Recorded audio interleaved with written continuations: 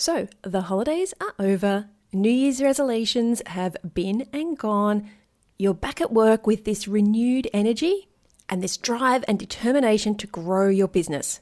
So why the heck does it feel like you don't know what to do?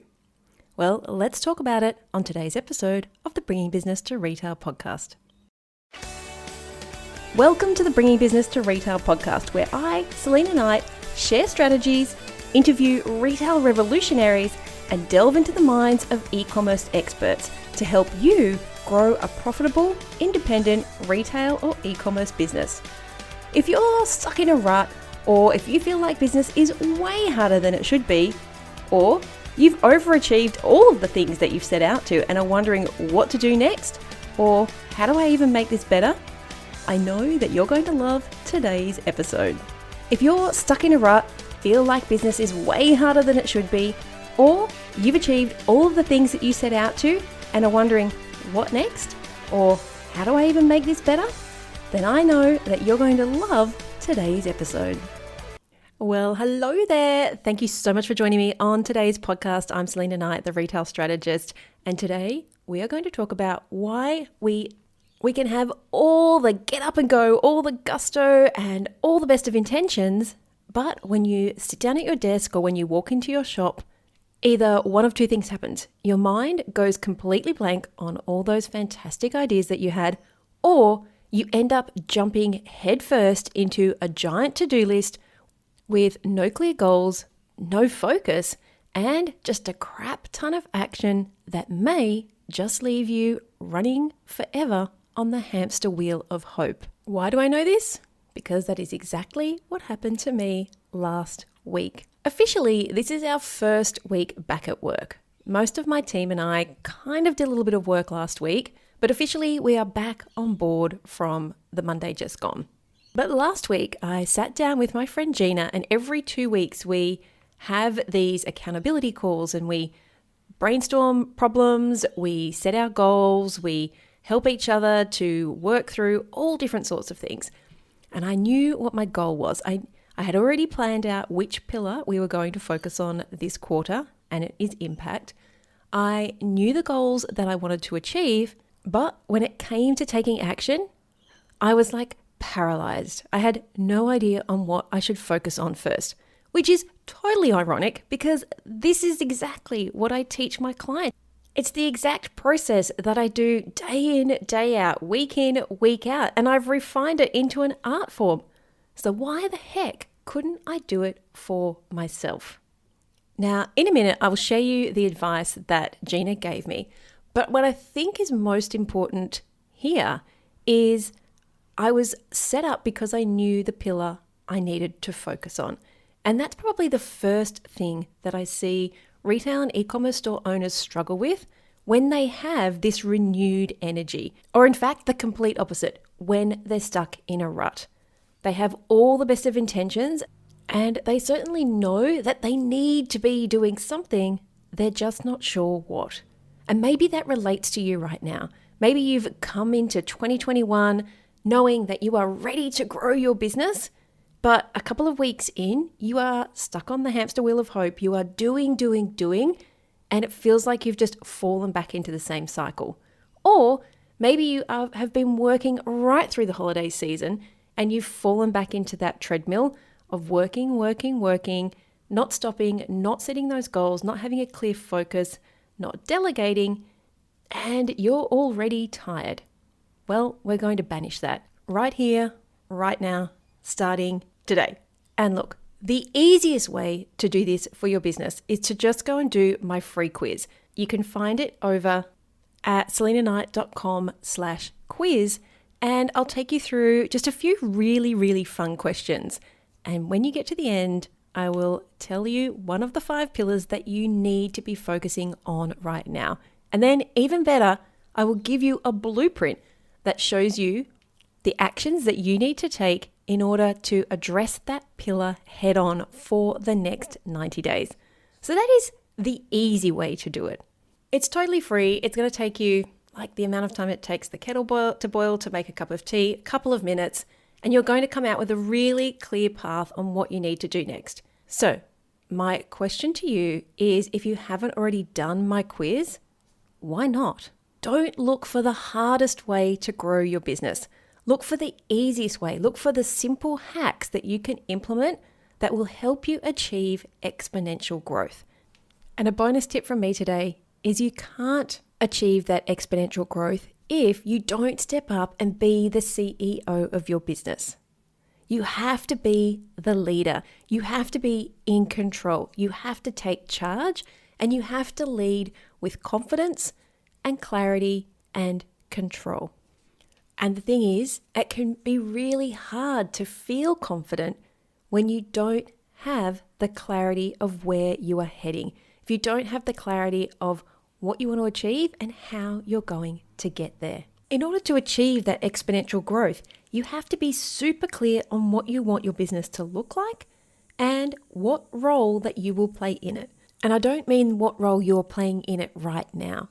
I mean, in the ideal world, in the perfect world, what would be your role in the business?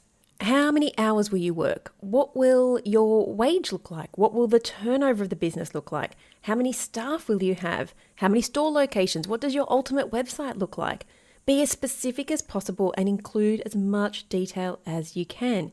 Now, for those of you who listened to my impromptu episode last week, you'll know that I asked my team to extend my discount on the Setting Yourself Up for Success workbook.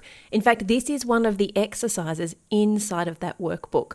Normally they're $79, but I've asked my team to drop them down to just $29 for the rest of January. So you've got just over a week to grab that workbook, dirt cheap, no excuses, so you can set yourself up for an amazing 2021. I'll get them to pop a link in the show notes, but remember, you can always find them in the shop over on the website, and it's the Setting Yourself Up for Success workbook. And this is just one of the activities. There's like 35 pages. This is just one of the activities that you can do to get clear on what you want from your business. So now you've got two choices. You can take specific action to gain the clarity that you want to grow the business, or you can just keep running on the hamster wheel of hope. And sure, you might see some growth, but at what expense? Are you really going to be happy if you are working your backside off? I don't know about you, but that is not what I went into business for. And you can change that. You can change it by having the confidence and the control that comes with clarity. Now, I want to take a moment here just to jump in and say that I love the concept of 5-year plans. I love this idea of knowing where you're headed, but I really struggle with the actual implementation. In fact, I struggle with more than anything of about 90 days. I start off with all of the best intentions, but it all falls by the wayside. But 90 days, 1 quarter, it is this achievable amount of time that allows you to set a goal and to actually get results. Now, there is science behind 90-day goal setting. You can go and research it, but the fact is you can have your 5-year plan written out and have those dreams, have that vision, but when it comes to creating a goal and focus and specific action, you need to work in an amount of time that will allow you to A, invest your time and your money, B, actually get something done, and C, get the results so you know the action that you need to take. If you are looking at a project that is 12 months from now for completion and you don't break those steps down along the way, then it is too easy to become dejected when things don't go right, or distressed when things don't go right, or the markets can change. We all knew what happened last year, and no one was prepared for that. If you are operating on a 5-year plan and not in these smaller 90-day chunks, then pivoting and taking action and rearranging your workplace, which so many retailers, both online and in-store, did, and adapting to new economic conditions, a lot of that just isn't possible if you aren't breaking down your growth strategy into these 90-day chunks. So that's like the next big tip I have for you. 1, go and take my quiz to see what you need to focus on. And 2, start working in 90-day, we call them sprints, but start working in 90-day chunks so that you can set the goal, you can take the specific action, and you can measure your results quickly so that you can make any tweaks and changes that you need to along the way. Now, I've done podcasts in the past where I've talked about the 4 steps that you need to take: goal, focus, specific action, and results. So you can go back and listen to those to see how I step out the exact strategy that I use with my clients. But the fact is, a 5-year plan isn't going to be realistic, and it's not even achievable for 99% of people because we need results. We are results orientated as entrepreneurs. So have that big dream, have those goals, but the key to getting that exponential growth is breaking it down into manageable chunks. And I suggest every 90 days. Okay, so the next thing I want to talk about is targets. Hands up, not that I can actually see you, but hands up, how many people have targets for their business? Have you got targets for your sales staff? Have you got conversion rate targets? Have you got ad spend ROI targets? And if the answer is no, then my simple question to you is, what are you aiming for? How are you going to know if you're being successful if you have no idea what that looks like? And the funny thing is, so many retail and e-commerce store owners are afraid of targets. They're afraid of setting targets for their sales team because they don't want to pressure their staff. But in actual fact, and guys, if you listen to that podcast that I did with Tegan Mel, probably about 6 episodes ago, she actually talks about how her staff have become super motivated now that they have targets. They have a clear line in the sand of what a successful day looks like for them. And the result is actually the complete opposite that most business owners fear. Putting in targets for your staff is actually a great motivator. And I can guarantee you, when you have targets in place, let's just say you've got a revenue target for your business, I can guarantee you when you actually take the time out to set that, if we get to 5 days from the end of the month and you still have to hit another 30%, trust me, you will sell more because you are motivated to do it. You don't have to be all sleazy, slimy salesperson, but it will prompt you to take action. It will prompt you to get on social media. It'll prompt you to send out the extra email. It'll prompt you to add an upsell at checkout or at cart, and it will prompt your staff. It is actually a scientific thing. If you have clear targets, you are much more likely to succeed. In fact, if you've listened to the podcast, I probably have mentioned this like a gazillion times. There is a thing called Pearson's Law, and it says that which is measured improves, and that which is measured and reported improves exponentially. So if you have to report your numbers to someone, it doesn't have to be a board of directors. It could just be a friend that you use. But if you have to report those numbers back, you will do better. It is a scientific fact. And that was one of the things that when I put that into place in my business, every time I really couldn't be bothered sending out a proposal or replying back to an email that had come in that I wasn't really sure was going to pan out, trust me, when you've got those targets, you go, I will do that. I'll reply back. I will take the initiative and see where this leads. So I want you to try it. I want you to look at what your sales figures were for last year. For January, you've still got, just over a week by the time this goes live. And I want you to give yourself a target over and above that number and communicate that target to your team if you have one. And then see what happens.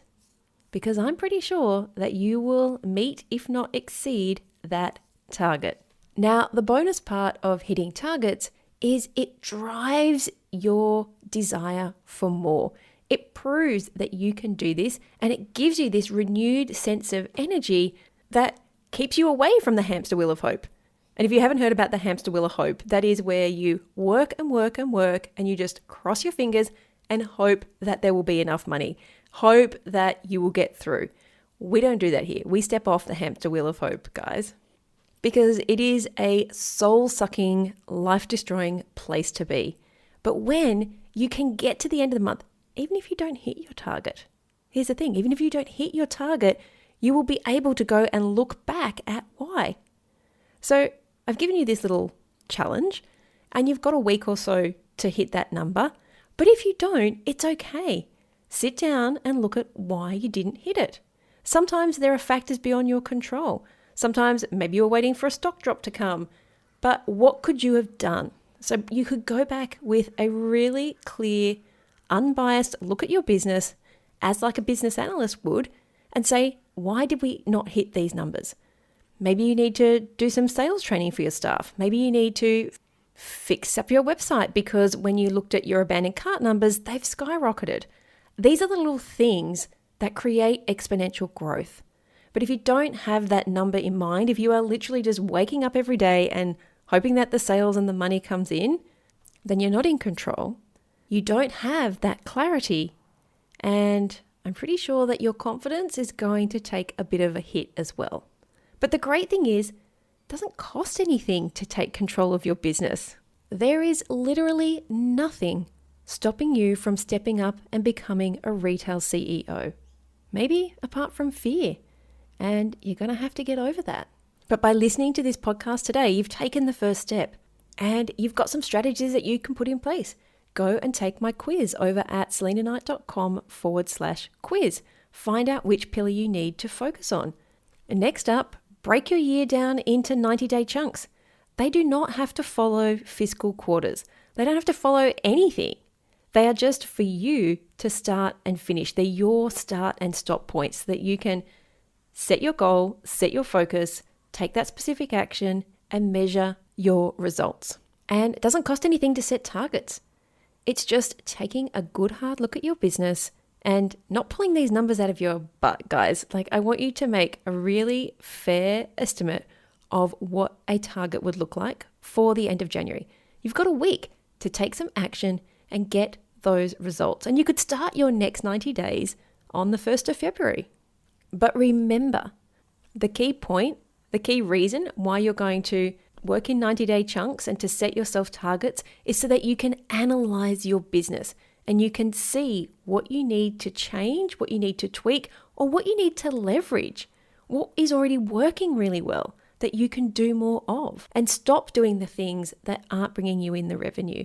Get rid of the inventory that is sitting on the shelf. Say goodbye to all of those things that are weighing you down, which is actually the perfect full circle to where I started at the beginning of this conversation. I was telling you that I met up with my friend Gina to have our fortnightly debrief/accountability session. And that was one of the pieces of advice that she gave me, to get rid of the things that are weighing me down and to stop focusing on how things were going to get done. You see, during our conversation, I read out all of my to-do list.